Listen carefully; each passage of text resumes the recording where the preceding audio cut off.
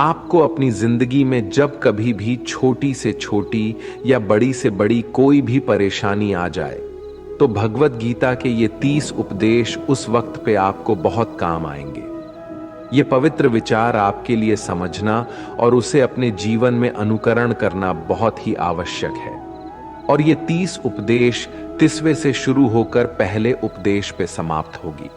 इसलिए वीडियो को आखिर तक पूरा ध्यान से सुने ताकि आपके भी जीवन में कल्याण हो सके।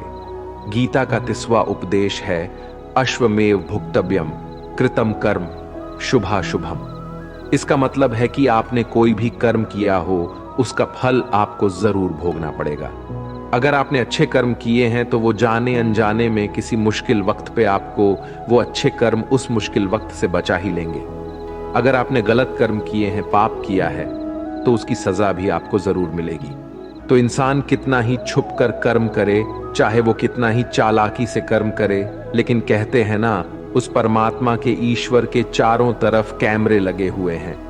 हमारे एक एक कर्म पर वो प्रकृति, वो परमात्मा अपनी दृष्टि बनाए रखते हैं। हमारे एक एक कदम का हिसाब होता है। इसे हम एक कहानी से समझाते हैं। एक गांव में 2 मित्र रहते थे। उन दोनों ने विचार किया, इस गांव में हम धन नहीं कमा पा रहे हैं। वो दोनों धन कमाने के लिए शहर चले गए। कुछ वर्ष वहां रहकर उन्होंने काफी धन कमाया। फिर सोचा कि अब हम अपने घर वापस चलते हैं और हमने अच्छा खासा धन कमा लिया है।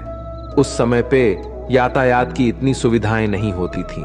वो अपने बैलों पर ही यात्रा कर रहे थे।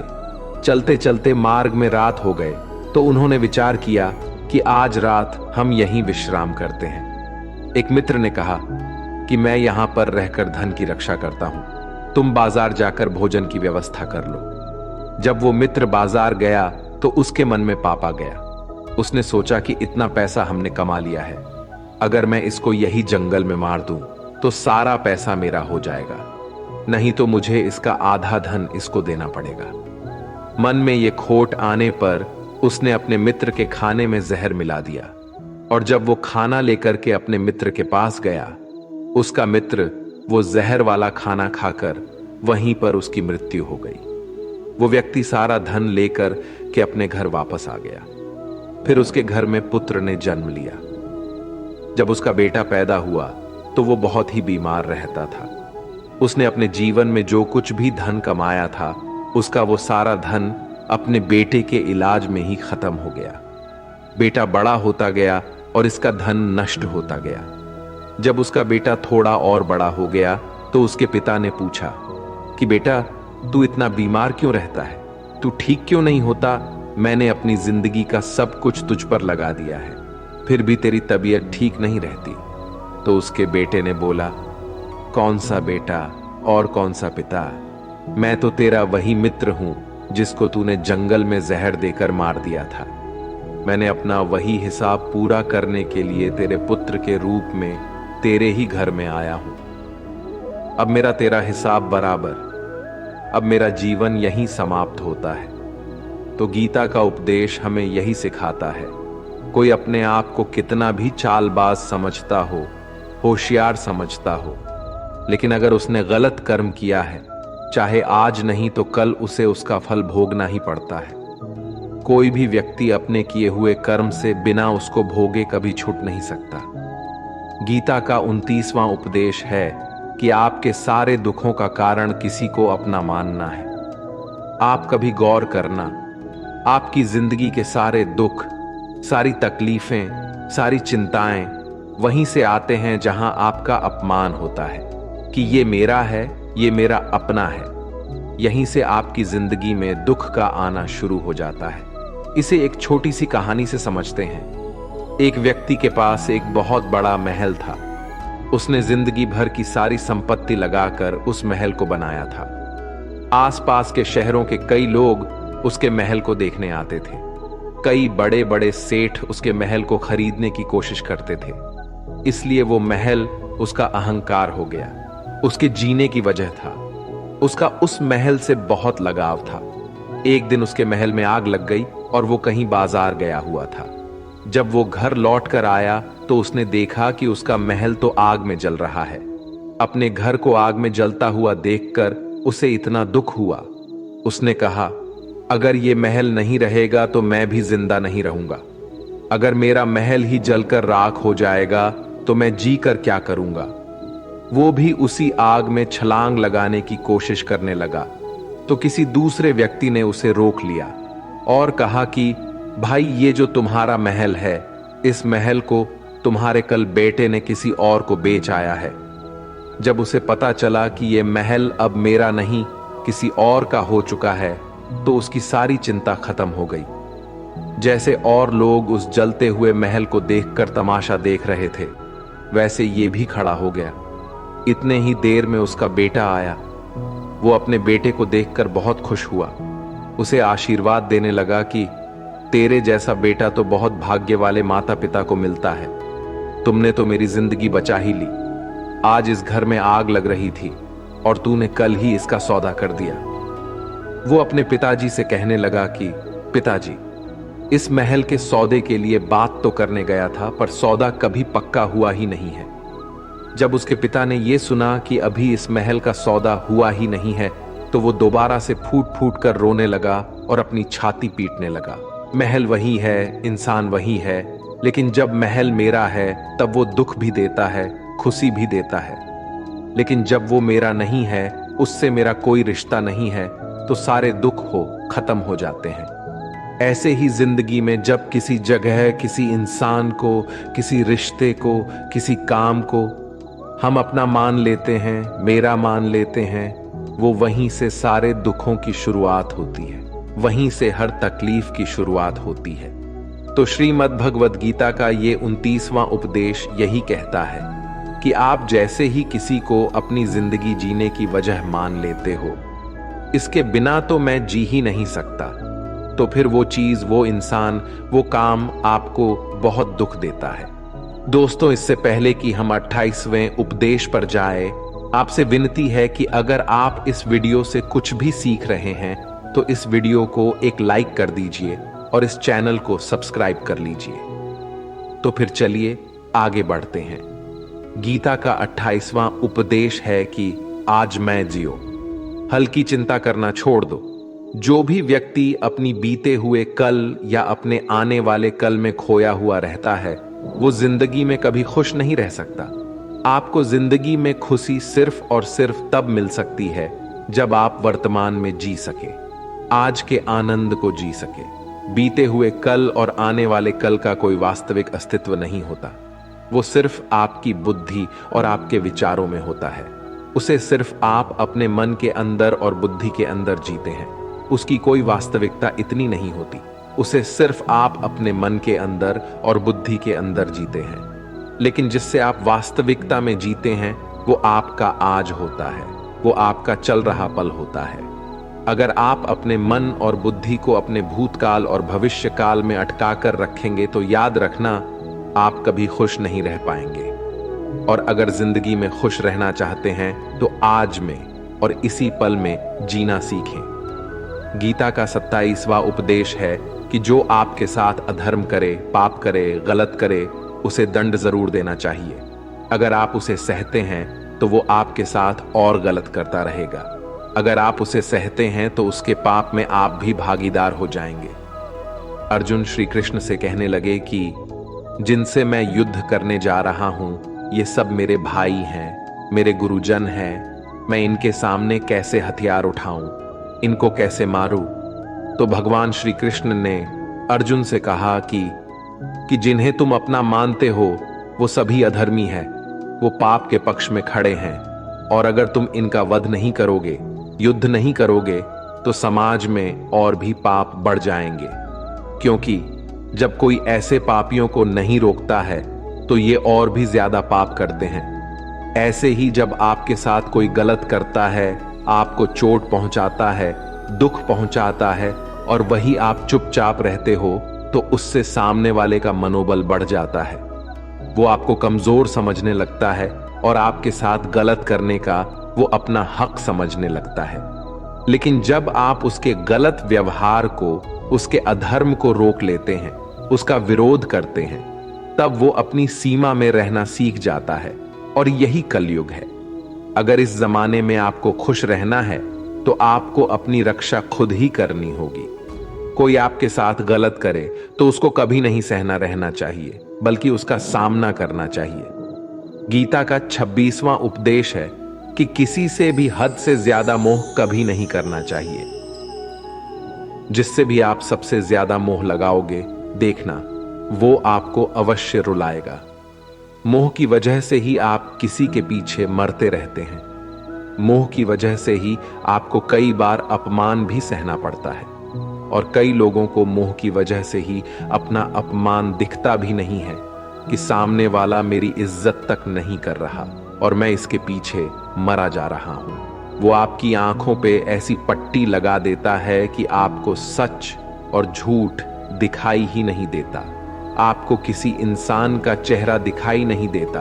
आप जो देखते हैं, जो सुनते हैं, उसी पर यकीन करने लगते हैं। फिर चाहे आपको कितना ही दर्द मिल रहा हो, अगर आप किसी इंसान को ठीक से समझना चाहते हैं, उसकी सच्चाइयों को जानना चाहते हैं, तो उसके लिए बहुत जरूरी है कि आप उसके मोह से जल्द बाहर आ जाएं। आपका मोह आपको दुख देता है।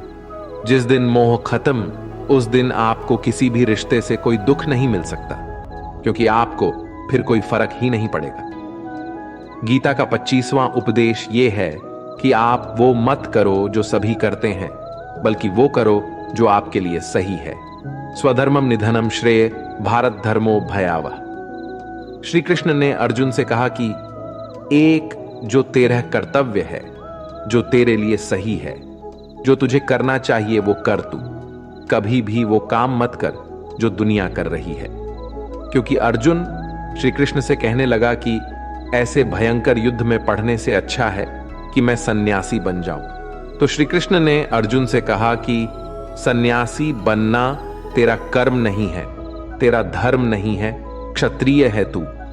कर्म और तेरा धर्म यही है कि तू अधर्म का नाश कर, धर्म की रक्षा कर। ऐसे ही हर इंसान का एक अलग कर्तव्य होता है, एक अलग ही मार्ग होता है। तो कभी भी उस मार्ग पर मत जाना जहां सारी भीड़ जा रही हो। कभी भी वो काम मत करो जो दुनिया करती है, कि आजकल का ये ट्रेंड हो गया है, ये फैशन हो गया है, सब करते हैं इसलिए हम भी कर रहे हैं। सारी भीड़ यही काम कर रही है इसलिए हम भी कर रहे हैं। अगर आप वो करोगे जो भीड़ कर रही है, तो आप भी उसी भीड़ में कहीं खो जाओगे। लेकिन वही अगर आप वो करोगे जो आपके लिए सही है, जो आपकी प्रतिभा है, तो दुनिया की सारी भीड़ में भी आप सबसे अलग नजर आओगे। गीता का 24वां उपदेश है कि जिंदगी में धोखा अपने ही देते हैं, क्योंकि उनको आपकी कमजोरियों का पता होता है। बाहर वाला आपको धोखा नहीं दे सकता, क्योंकि उसको आपके बारे में पता ही नहीं है कि आपको चोट कहां पहुंचानी है। लेकिन जो आपका अपना है, आपका खास है, उसे बहुत गहराइयों से पता होता है कि इसकी कमजोरी क्या है। ऐसा क्या करें जिससे इसको दर्द पहुंचाया जा सके, जिससे इसको हम नीचा दिखा सकते हैं, इसको चोट पहुंचा सकते हैं। ये कलयुग है, इसमें बाहर वालों से नहीं, जो हमारे अपने हैं ना, उनसे ही सावधान रहना होता है। महाभारत का युद्ध दो अलग अलग राज्यों में नहीं हुआ था, बल्कि एक ही परिवार के भाइयों में हुआ था। सभी आपस में एक ही वंश के लोग थे। कितनी बार दुर्योधन ने जहर देकर भीम को मारना चाहा। न जाने कितनी बार दुर्योधन ने पांडवों को जान से मारने की कोशिश की। वो उसका कोई पराया नहीं था, बल्कि उसका भाई था। सारी लड़ाइयां घर के अंदर ही होती हैं। बाहर कौन लड़ेगा? हमसे घर में ही सारे झगड़े होते हैं। तो आपको चोट सिर्फ वही लोग पहुंचा सकते हैं जो आपके अपने हैं। आपको धोखा सिर्फ वही लोग दे सकते हैं जो आपके अपने हैं। गीता का 23वां उपदेश है, जो इंसान अपनी रक्षा खुद नहीं कर सकता, उसकी रक्षा भगवान भी नहीं कर सकते। श्री कृष्ण अर्जुन से कहते हैं कि तस्मात् सर्वेषु कालेषु माम नुस्मर युध्य च, यानी कि हे अर्जुन, तू हर काल में मेरा स्मरण करते रहना और युद्ध भी करते रहना। तो अर्जुन ने श्री कृष्ण से पूछा कि ये युद्ध तो कुछ ही दिनों में समाप्त हो जाएगा, लेकिन आप कह रहे हैं कि तू हमेशा मेरा स्मरण करते रहना और युद्ध करते रहना। हमेशा युद्ध करने का क्या मतलब है? तो श्री कृष्ण ने अर्जुन से कहा कि ये जिंदगी ही रणभूमि है। इस जीवन में सुख दुख आते ही रहेंगे और तुझे उनका डट के मुकाबला करना है। श्री कृष्ण ने यह नहीं कहा कि तू चुप करके बैठ जाना और मैं लड़ाई करूंगा। बहुत गहराई है गीता के ज्ञान में। हमारे जीवन की डोर भी संभाल के ईश्वर बैठे हुए हैं, लेकिन युद्ध हमें ही करना है। ईश्वर को याद करना है कि हे ईश्वर, मुझे शक्ति देना, मुझे समझ देना, मुझे बुद्धि देना, ताकि मैं अपनी जिंदगी की सारी लड़ाइयां जीत सकूं, मैं जिंदगी में सही मार्ग पर चल सकूं। लेकिन आपको अपनी लड़ाई खुद ही लड़नी पड़ती है। जो लोग ये कहते हैं कि हम कुछ नहीं करेंगे, सभी ईश्वर करेंगे, तो कहते हैं कि आलसी इंसान को देखकर तो भगवान भी घबरा जाता है। ये कुछ नहीं करेगा। भगवान ने बुद्धि दी है, समझ दी है। ईश्वर आपको प्रेरणा देते हैं, शक्ति देते हैं, लेकिन आपको अपनी रक्षा स्वयं ही करनी पड़ेगी। गीता का 22वां उपदेश है कि कोई भी ऐसी गंदी आदत खुद को मत लगने देना जो आपकी जिंदगी को बर्बाद कर दे। कहीं ना कहीं महाभारत का ये युद्ध एक जुआ की आदत की वजह से ही शुरू हुआ था। सारा खेल वहीं से शुरू हुआ था। एक ऐसी जुआ की लत जहां युधिष्ठिर ने अपने भाइयों को दांव पर लगा दिया, अपनी पत्नी को दांव पर लगा दिया, ऐसा जितने का नशा की अपना सब कुछ गंवा दिया। ऐसे ही हम भी अपनी जिंदगी में जब कोई ऐसी गंदी आदत लगा देते हैं, चाहे वो कोई भी हो, चाहे वो नशे की हो, मोबाइल की हो, किसी इंसान की हो, कोई गलत काम करने की हो, कोई भी गलत आदत जो आपको बर्बाद कर सकती है, अगर आप उसको नहीं छोड़ेंगे तो आपका सब कुछ खत्म हो जाएगा। इससे पहले कि आपकी आदत आपको खत्म कर दे, आप अपनी गलत आदतों को खत्म कर दीजिए। गीता का 21वां उपदेश ये है कि आलसी इंसान कभी कुछ हासिल नहीं कर सकता। अधिकतर लोग सिर्फ योजनाएं ही बनाते रहते हैं कि मुझे बड़ा घर चाहिए, मुझे बड़ी गाड़ी चाहिए, मैं दुनिया घूमना चाहता हूं, मुझे ये चाहिए वो चाहिए। ये हर कोई सोच लेता है, लेकिन उस पर मेहनत करना, अपना कर्म करना वो नहीं करते। क्योंकि चाहना तो बहुत आसान है, लेकिन उसके लिए कर्म करते रहना वो बहुत मुश्किल है। हर कोई चाहता है कि मेरा शरीर फिट हो, लेकिन उसके लिए एक्सरसाइज करना वो आपको ही करना होगा। जो इंसान आलसी बन के बैठा रहता है तो उसे ना ही अच्छा शरीर मिलता है और ना ही अच्छा जीवन मिलता है। तो अगर जिंदगी में कुछ पाना चाहते हो तो आलस्य को अपनी जिंदगी से दूर कर देना। आलस्य के चलते ही आपको कुछ मिलने वाला तो नहीं, लेकिन जो आपके पास है ना, वो भी गवा दोगे। गीता का 20वां उपदेश ये है कि जिंदगी में अगर खुशी चाहते हो तो मन की गुलामी को त्याग कर दो।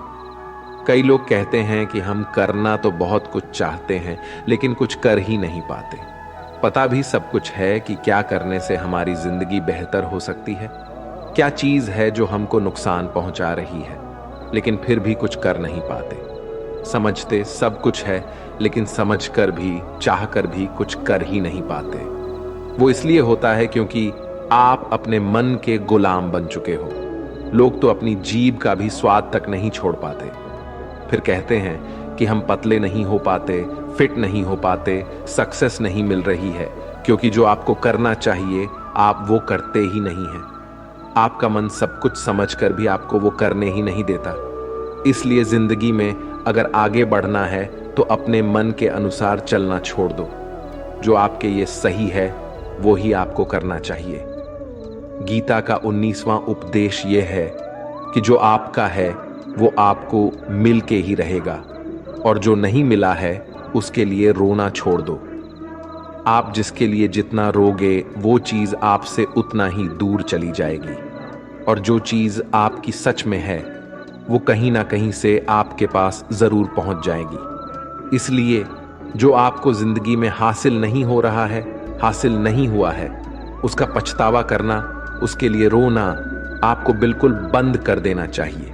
गीता का 18 उपदेश ये है, आप संसार में जितना प्रेम लगाओगे उतना ही जीवन में दुख और पीड़ा का अनुभव करोगे।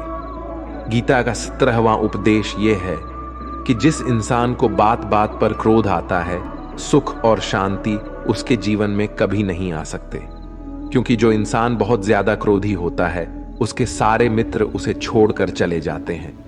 वो अपने मन में भी दर्द में ही जीता रहता है, तकलीफों में जीता है। ज्यादा गुस्सा करके या ज्यादा क्रोध करके जो भी आपके पास है ना, वो आप उसे खो दोगे। और ऐसे इंसान को शांति कभी नहीं मिलने वाली है। इसलिए अपनी जिंदगी में शांति अगर चाहते हो तो बात बात पर गुस्सा करना छोड़ देना चाहिए। गीता का 16वां उपदेश है कि चाहे आप किसी की मदद करें या ना करें, लेकिन जानबूझकर कभी किसी का दिल नहीं दुखाना चाहिए। क्योंकि जब आपकी वजह से किसी का दिल दुखता है ना, तो याद रखना आपको भी वही दर्द एक दिन जरूर मिलेगा। लेकिन जब आप किसी का दिल दुखाते हैं तो आपको भले पता ना चलता हो, लेकिन जब कोई भी आपका दिल दुखाता है तब आपको समझ में आ जाता है कि दिल पर चोट लगने की वजह से कितना दर्द होता है। इसलिए चाहे आप किसी की मदद करो या ना करो, लेकिन किसी का दिल कभी भी नहीं दिखाना चाहिए। गीता का 15वां उपदेश यह है कि जो मुश्किल वक्त में, जो दुख के समय में आपका साथ दे, सिर्फ वही आपका अपना है। बाकी सब अपनेपन का नाटक करने वाले बहुत लोग होते हैं, बड़ी बड़ी बातें करने वाले बहुत लोग होते हैं कि हम आपसे बहुत प्रेम करते हैं। कोई भी दुख हो, कोई भी तकलीफ हो, हमें याद कर लेना। लोग दुख उठाने की बात करते हैं, लोग आने जाने की बात करते हैं, हाथ मिलाना तो ठीक से नहीं जानते और दिल मिलाने की बात करते हैं। जब सच में आपकी जिंदगी में तकलीफ आएगी ना, तब आपको समझ में आ जाएगा कि आपका साथ देने के लिए कौन खड़ा है और कौन भाग गया। क्योंकि उस समय पे सारे लोग भाग जाते हैं, क्योंकि लोगों को पता होता है कि ये व्यक्ति हमारे पास आया तो हमसे मदद ही मांगेगा और वो हमें कुछ दे नहीं पाएगा। लोग आपसे सिर्फ तभी रिश्ता रखते हैं जब आप उन्हें कुछ दे सकते हैं और आपसे उन्हें कुछ फायदा हो सकता है। लेकिन जब लोगों को ये पता चल जाता है, ये समझ में आ जाता है कि उनको आपसे कोई फायदा नहीं होने वाला, बल्कि उनको तो आपकी मदद करनी पड़ेगी, तो वो आपको दूर से ही देखकर भाग जाते हैं। इसलिए जो आपके मुश्किल वक्त में आपके साथ खड़ा हो, सिर्फ वही आपका अपना होता है। बाकी इस दुनिया में सब पराये होते हैं, क्योंकि सिर्फ अपना अपना कह देने से कोई अपना नहीं हो जाता। गीता का 14वां उपदेश है कि जो भी होता है अच्छे के लिए होता है, और जो हो रहा है वो भी अच्छे के लिए ही हो रहा है, और जो आने वाले भविष्य में होगा वो भी अच्छे के लिए ही होगा। वैसे ये बहुत गहरी बात है। कुछ चीजें जिंदगी में ऐसी होती है जो हमें लगता है कि मेरे साथ ही ऐसा क्यों हुआ, मेरे साथ ही होना था ये सब। लेकिन जब वो वक्त गुजर जाता है, एक दिन हमको समझ आ जाता है कि अगर हमारे साथ ये सब नहीं होता तो आज हम इस मुकाम पर नहीं होते। अगर मेरे साथ ये सब नहीं होता तो शायद हमारी जिंदगी और भी बर्बाद हो सकती थी। इसलिए अगर हमें ये समझ में आ जाए कि जिंदगी में जो कुछ भी हो रहा है वो सब अच्छे के लिए ही हो रहा है, तो जीवन में हमेशा खुश रहेंगे। गीता का 13वां उपदेश है कि हर काम को समझदारी से करना ही योग होता है। योगः कर्मसु कौशलम। कई लोग काम तो करते हैं लेकिन उन्हें हासिल कुछ नहीं होता। बहुत लोग कहते हैं कि हम तो मेहनत बहुत करते हैं, तब भी जिंदगी में सफलता हासिल नहीं हो रही है। लेकिन सच्चाई ये है कि बहुत कुछ करने से, बहुत मेहनत करने से आपको सफलता नहीं मिलेगी, लेकिन सही तरीके से, सही समझ के साथ काम करने से आपको जिंदगी में सफलता अवश्य मिलेगी। गीता का 12वां उपदेश है कि कभी भी किसी भी चीज की अति नहीं करनी चाहिए। कोई भी चीज हद से ज्यादा नहीं करना चाहिए। किसी से प्रेम भी हद से ज्यादा मत करना, किसी से नफरत भी हद से ज्यादा नहीं करना।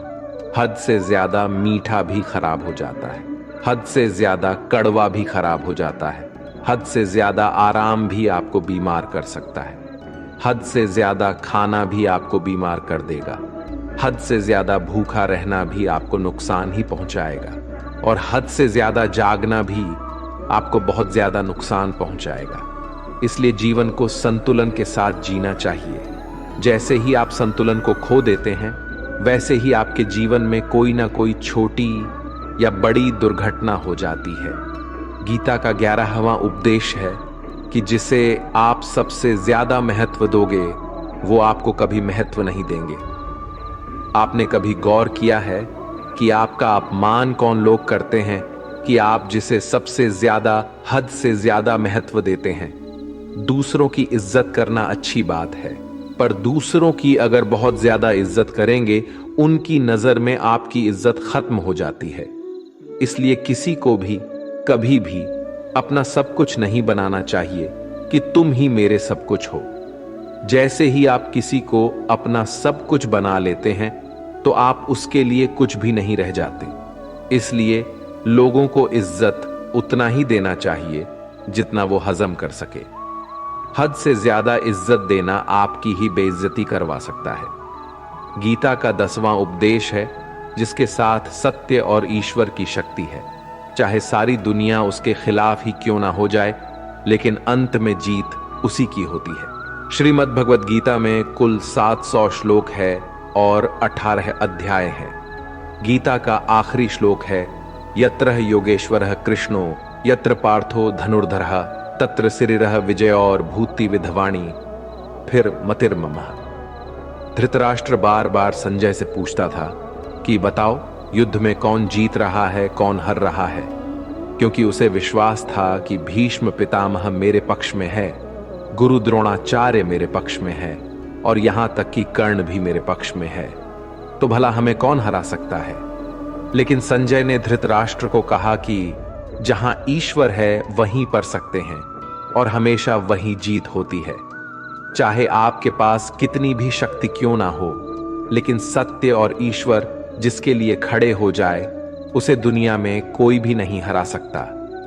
गीता का 9वां उपदेश है कि किसी पर भी आंखें बंद करके भरोसा नहीं करना चाहिए। जैसे महाभारत की कथा में दुर्योधन ने कितनी बार षड्यंत्र करके पांडवों को मारने की कोशिश की, आग में जलाने की कोशिश की, पर वो धर्म पर चलने वाले लोग बार बार उसकी बातों में आ गए। ये बात और है कि ईश्वर उनकी रक्षा कर रहे थे, पर जिसे वो अपना भाई समझ रहे थे, जिससे वो अपना सगा समझ रहे थे, जिस पे वो भरोसा कर रहे थे, वही उनकी मृत्यु करवाना चाहता था। इसलिए भरोसा करते समय अपनी आंखें जरूर खुली रखनी चाहिए। गीता का 8वां उपदेश है कि जीवन में वैसे तो लड़ाई झगड़े से बचना चाहिए, लेकिन जब बात आपके चरित्र, सम्मान और अधिकार की हो, तो लड़ना भी चाहिए। अर्जुन भी महाभारत का युद्ध करना नहीं चाहते थे, क्योंकि सामने उसके अपने खड़े थे। लेकिन श्री कृष्ण ने उन्हें उपदेश दिया कि यहां पर बात लड़ाई की नहीं है, तेरे सम्मान की है, तेरे चरित्र की है, तेरे अधिकार की है। जो द्रौपदी के साथ कौरवों ने भरी सभा में अपमान किया, उसे नग्न करने की कोशिश की, इतना बड़ा अधर्म किया, वो तुम्हें कभी नहीं सहना चाहिए। इसलिए बात जब आपके चरित्र पर आ जाए, आपके सम्मान पे आ जाए, तो चाहे वो अपना ही क्यों ना हो, आपको उसके साथ अवश्य ही लड़ना चाहिए। गीता का 7वां उपदेश है कि चाहे कितना भी बुरा वक्त आ जाए, लेकिन जो इंसान जिंदगी में कभी हिम्मत नहीं हारता, वो सब कुछ हासिल कर सकता है। जब पांडव लोग जुए में सब कुछ हार गए, उनको 12 साल के लिए वनवास मिला और 1 साल के लिए अज्ञातवास। वो भिक्षा मांग के अपनी जिंदगी को पालते थे, भयानक जानवरों के बीच जंगलों में भटकते रहते थे। लेकिन इतना मुश्किल वक्त झेलने के बाद भी आखिर में विजय उन्हीं की हुई, क्योंकि उन्होंने अपने अंदर कभी हिम्मत नहीं खोई। ऐसे ही आपकी जिंदगी में कितना ही मुश्किल वक्त क्यों ना आ जाए, लेकिन आपके अंदर अगर हिम्मत है तो जीत आपकी अवश्य होगी। गीता का 6ठा उपदेश है कि जो किसी और का है, उस पर कभी अधिकार अपना नहीं जमाना चाहिए, कभी कब्जा नहीं करना चाहिए। जब शकुनी ने षड्यंत्र करके पांडवों को हस्तिनापुर से अलग करवा दिया, एक राज्य दे दिया जहां की भूमि भी बंजर थी, जहां और कुछ नहीं हो सकता था, लेकिन पांडवों ने उस शहर को इतना सुंदर बना दिया, इतना वैभवशाली बना दिया कि हस्तिनापुर भी उसके आगे फीका लगने लगा। और उसके वैभव को और सुख को देखकर दुर्योधन अंदर ही अंदर जलता था और इसलिए उसने कई षड्यंत्र करके उनका वो खांडव प्रस्थ भी उनसे छीन लिया। जो चीज उनकी नहीं थी उस पर भी कब्जा किया। तो उसका आखिर में परिणाम यही हुआ कि जो चीज उनके पास थी वो भी उसके पास नहीं रही, उसे गंवाना पड़ गया। इसीलिए जो आपका नहीं है कभी उस पर अधिकार नहीं जमाना चाहिए। गीता का 5वां उपदेश है कि वो इंसान जिंदगी में सफल माना जाएगा जो अंदर से हमेशा खुश रहता है। बाहर से तो सभी खुश दिखाई देते हैं, लेकिन अंदर से इंसान अशांति से भरा रहता है। बहुत पैसा कमा लिया, कामयाबी हासिल कर ली, लेकिन वो कामयाबी असली नहीं। असली कामयाबी तब मानी जाएगी जब आपका मन खुश रहता हो। गीता का 4था उद्देश्य यह है कि आप जैसा अन्न खाओगे वैसा ही आपका मन और आपकी बुद्धि होगी। अब वैसा ही कर्म करोगे और वैसा ही आचरण करोगे। सात्विक अन्न खाओगे तो आपका मन भी सात्विक होगा, सात्विक व्यवहार भी करोगे, सोच भी आपकी अच्छी होगी। श्री कृष्ण ने भागवत गीता में सात्विक, राजसी और तामसी इन तीनों आहारों का विस्तार से वर्णन किया है कि क्या खाना चाहिए, क्या नहीं खाना चाहिए। पर इसका निचोड़ यही है कि जो मनुष्य सात्विकता से भोजन करता है उसे जीवन में सुख और शांति अवश्य मिलते हैं। गीता का 3रा उपदेश है कि बुरा इंसान कभी अपनी बुराई नहीं छोड़ेगा। चाहे आप उसके साथ कितना भी अच्छा चलो, वो आपको तकलीफें अवश्य ही देगा। इसलिए जो जैसा है आप उसके साथ वैसा ही व्यवहार करें। बुरे इंसान के साथ आप कितना भी अच्छा बन जाओ, वो कभी अच्छा नहीं बनने वाला। दुर्योधन जंगल में पांडवों को मारने के लिए गया था, लेकिन वहां पर भी लोगों ने दुर्योधन को पकड़ लिया। उसका मित्र कर्ण भी उसे छोड़कर भाग गया। वो भील दुर्योधन को मार देना चाहते थे, लेकिन युधिष्ठिर अपने भाई की रक्षा करने के लिए वहां पहुंच गया और उसके जीवन की रक्षा की। लेकिन उसके बाद क्या हुआ? वो हमेशा पांडवों को नुकसान ही करता रहा। इसलिए अगर कोई इंसान बुरा है, उसके साथ आप ज्यादा अच्छा बनने की कोशिश ना करो। जो जैसा है उसके साथ वैसा ही व्यवहार करो। गीता का 2रा उपदेश है कि मृत्यु से डरना व्यर्थ है। हर व्यक्ति के मन में मृत्यु का भय होता है। इस संसार का जब से निर्माण हुआ है तब से जन्म मृत्यु का चक्र चला आ रहा है। यह प्रकृति का नियम है।